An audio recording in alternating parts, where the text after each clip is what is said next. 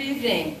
We are members of the Carolyn Eynon Singers, and I am the founding artistic director, Carolyn Eynon. And 6 years ago, 24 singers came together to have the common mission of performing all American choral compositions, both older music as well as original copies of beautiful original pieces by these two gentlemen on my left and right. I have invited Susan Waddell, a mezzo-soprano, to share with you information about our upcoming holiday concerts. Thank you very much, Carolyn. It's an honor to be here to talk about the program. So I'm going to talk about three pieces. The first is Alleluia by Eric Whitacre. It was originally written for the Sydney Sussex College Choir, which is a tongue twister to say. It was first performed by their choir in Cambridge University in 2011. And I love this quote from the composer about the piece. He says, "I'm not an atheist, but I'm not a Christian either. And for my entire career, I've resisted setting texts that could be used in a liturgical context. However, after spending the 2010 Michaelmas term at the Sydney Sussex College in Cambridge, singing with Dr. David Skinner and his marvelous chapel choir, I began to see the deep wisdom in the liturgy. I found myself suddenly open to the history and the beauty of the poetry, and it was the single word, Alleluia, praise God, that most enchanted me." He then took a piece that he had written before and rewrote it using just that single word. Wonderful music, 9 minutes long, a cappella, very challenging. But we have more music too. We do. Gloria in Excelsis Deo from the piece Gloria by Mark Hayes, written for full orchestra and soprano, alto, tenor, and bass, along with solo quartet. And I have to say, what a thrill it is to sing with an orchestra. It's just wonderful.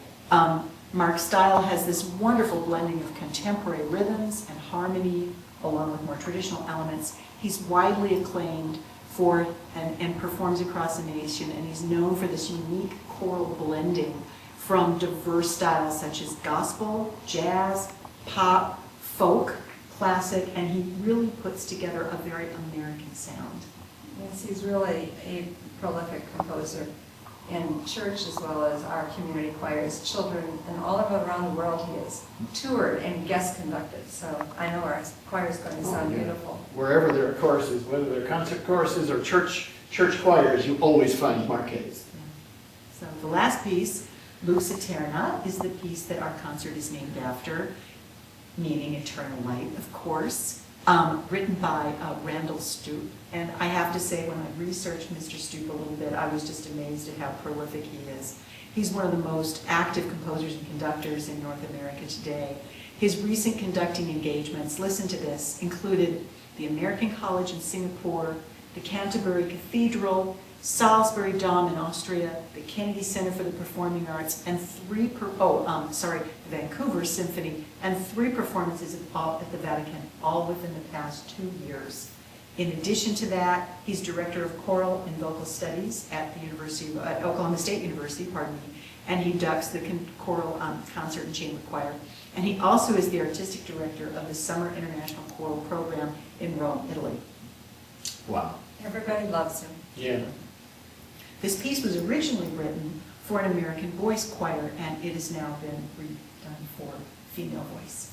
And the title of the concert is so appropriate because this song has a soaring melody and it's soothing, and I hear it in my head for the entire 3-4 weeks we've been rehearsing it. On my right is another composer and a baritone in our chorale, and he has been with us for a year as a composer, and he attended a concert in December of 2011. I'd like you to meet Michael Frasetti. It's my pleasure to be here. The 3 pieces I'd like to discuss before I get to my own. First one that we're going to be doing that I find very challenging is an African-American spiritual written by Moses Hogan, who unfortunately passed away suddenly with a brain tumor in 2003 at the kind of tender age of 45 years old. He has a number of wonderful spirituals to his credit, both arranging and composing. And just doing a spiritual like that is quite exciting, especially with the unaccompanied type of format. It's a challenge and fun and exciting and feel like I'm almost in a Baptist revival when we do it. It's really a wonderful piece. He has some YouTube videos out. While he was alive, he conducted several choruses that were award-winning, performed pretty much all over this country, and including the Kennedy Center and the Sydney Opera House. So a great composer, unfortunately, passed away a little bit too young. The other piece that we're doing is a piece called Sim Shalom, which means prayer for peace. And the composer is Ben Steinberg, who wrote it about 30 years ago. And probably we need prayers for peace as much now as we ever did. It's appropriate for this time of the year. It's a Hebrew song, which is a challenge, also singing in the Hebrew language, written for cantor and congregation. In our case, the cantor is Michael McCall, singing the tenor role, and the congregation, of course, is fulfilled by the chorus itself. A Hebrew song, beautiful melody. It has a kind of a minor key tonality to it, a modality to it, evokes Hebrew type music. Ben Steinberg is still alive, 82 years old, conducts symposiums. More recently, he's coming up in New York, November 30th. I understand he'll be conducting a symposium, which I would love to attend, since that's my home state, home area. And the third piece is a piece that I wrote, it's called Angels of Christmas. And it was inspired after a meeting with a rock luminary that I was privileged to meet, Pat Benatar, who wrote a song on one of her albums called Somebody's Baby. And it was written after she had passed through some of the poorer sections of Los Angeles where there were a number of homeless people. She was really amazed and got very overcome by the amount of these homeless and street people, if you will, and gotten in her head that at one time these people were nourished and cherished by parents, possibly, hopefully, and they were somebody's baby, and now they're treated, unfortunately, as human garbage. My song was written for a children's chorus. I was trying to sensitize some of the children who were kind of acting up at the time to people that were a little bit less fortunate than themselves. So the angels refer to, it's a threefold reference. The first is to the little children themselves, our little angels waiting anxiously for Christmas morning. The second group of angels are the forgotten angels, the street people, the homeless people who are obviously less fortunate than us and really suffer at this time of the year, I think probably more than other times. And the third set of angels, if you will, are the people that do step up and try to help these people, feed the homeless, etc. So that's the gist of the song. And I, at your request, I added a flute melody, which is ably done by Steve Sugihara from our chorus. And I think the piece came along great. We have a recording of it with Michelle singing solo.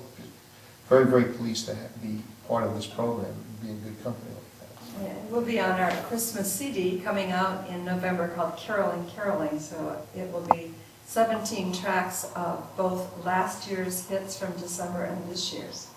On my left, I'd like to introduce my associate, whom I met in 2004 at a request for an associate director, Michael McCall. Thank you, Carolyn. What a pleasure it is to be here with all of you very, very talented people. One of the great joys of being in music, whether you're a performer or a conductor or a composer, etc., is that you're often presented with the opportunity to take pieces of a puzzle that someone else has already created and create your own version of the pieces. And this year we're doing a piece called Silent the Night, which is arranged by a gentleman by the name of Neil Lorenz. And it's two very, very well-known Christmas tunes, Silent Night and the Coventry Carol, Lulea Thou Little Tiny Child. And it's just this magnificent fusion of the two pieces, and they overlap at times and they're separate at times. The ladies have the Silent Night very often, and then they kind of join the men on the Coventry Carol, and the men, for the most part, are Coventry Carol, and then they join the ladies on Silent Night. And it's very different in the sense of the dynamics are not what you expect when we remember all the versions of Silent Night that we've heard, and it's very quiet in places. And this one is specifically written to swell and become very, very full in the most unexpected places. And so we hope that everyone's going to enjoy Silent the Night this Christmas season. When Carolyn and I were planning this show, she said to me, why don't you write something funny? I had done something pretty serious for our last holiday concert. So do something funny, maybe Jingle Bells, some kind of new version of Jingle Bells. And we know this tuba player who's actually going to join us this year. His name is David Earl, doctoral student from ASU and a superb lower brass player. And so I went round and round and round and came up with a fusion again of Jingle Bells and the 12 Days of Christmas. But if you recall that very comical version of the 12 Days After Christmas, when my true love and I had a fight and all those other cute things, and I'm thinking, well, how can I do something like that, but it's got to be different, it's got to be unique. And so, kind of by accident, I was going through all the lyrics of the 12 Days of Christmas, and I started to add up all the gifts that this poor person receives, and it's hundreds of golden rings and geese and swans a-swimming, and so I thought, well, there's got to be something funny in there. And so basically what it is, it's a combination of choral singing plus a narrator, and this narrator is in her one-horse open sleigh from Jingle Bells, and her sleigh is just getting more loaded down with all of these various gifts, and she's definitely not happy about this. And so the gist of the tune is getting rid of all these gifts day by day. And it's written for soprano and alto, the men are all in unison, and the tuba then is going to join us kind of as the fourth voice, and kind of makes almost like a Greek chorus kind of commentary on all the various sections. So I hope that it's as funny as I tried to make it be. I'm sure it is. Well, we're going to close the concert with a major work by Kirk Meacham. It is the Seven Joys of Christmas, and is accompanied by the Four Seasons Orchestra. And it has very familiar, beautiful arrangements from Germany, France, Spain, and England.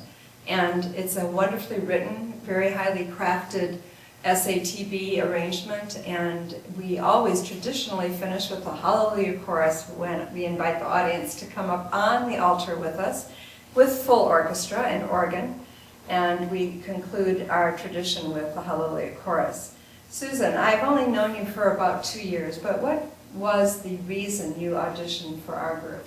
Oh, well, I was invited by a friend to see one of your Christmas concerts, and I was just so blown away by the caliber of the performing, by the choice of arrangements that you and Michael choose. You put so much thought into doing really creative things, that you don't hear elsewhere. Maybe somewhat familiar, but something that you don't hear. Unique pieces, and you mentioned at the end of the concert that you were going to be auditioning for a mezzo, and a week later, 2 weeks later, here I am. Great. Well, we're glad that you're with us. Thank you. And Michael, you heard us sing live, and your wife commented to you. She's a seasoned choral conductor herself, and we had been around the valley looking at different choral groups, and just, I was really looking for a venue for some of the pieces I wrote, but what she pointed out was the excellence, the high caliber of the actual conducting itself, and I have to pay both of you a compliment, and that both of you really impressed her quite a bit. She's not easily impressed, and she was really, you used the word blown away by the ensemble, the preciseness, real clear conducting, and very expressive at the same time. So I'm really privileged, I feel really privileged to be associated with this caliber, this level of select choral members and conductors. Well, we're honored to have you with us too. We appreciate your writing. Michael and I always plan a diversified season. So briefly, we perform in December and we finish in May, and in February we do a original review of Gershwin this season and Disney hits. And we rented the Higley Performing Center for the Arts in Gilbert, as well as we are returning for the 5th year to Care Cultural Center in Scottsdale. Then we decided to, for the first time in 6 years, do a vocal jazz concert. We usually do one song of vocal jazz, but the choir enjoyed it so much they shaped the idea with Michael and me and said, would you please? So I resorted to going to the Phoenix Zoo, Right. and they're sharing the pavilion with us, and we'll be having a wine and cheese dinner party as we sing jazz, both a cappella and with a string trio, bass, and drums. So Michael and I put our brains together creatively. We are diversified programmers. We think that's what makes the Carolyn Eynon Singers unique. Absolutely, absolutely. We try to vary the venues, we vary the music, even though, for example, each February is dedicated to Broadway. There's so much variety in the Broadway music that every year has been different. Every year has been different. And this year, we're so excited to do Walt Disney and George Gershwin, and we've got an actor friend of mine who's coming from Las Vegas who will actually be George Gershwin and Walt Disney. He's going to weave that script throughout all the music, and that's going to be very exciting. We've never done that before. We've had a narrator, but we've never had the actual live composer actually in the music. So that's going to be very exciting. And we are bringing in 10 select singers from the Gilbert Chandler Charter School. Correct. And the kids will be joining us on the Disney show. So in conclusion, thank you for being with us. Look at our website, www.carolyneynonsingers.com. All our information for tickets and our CD is on the website, and we hope to see you in the audience. Thank you so much. Thank you. Thank you.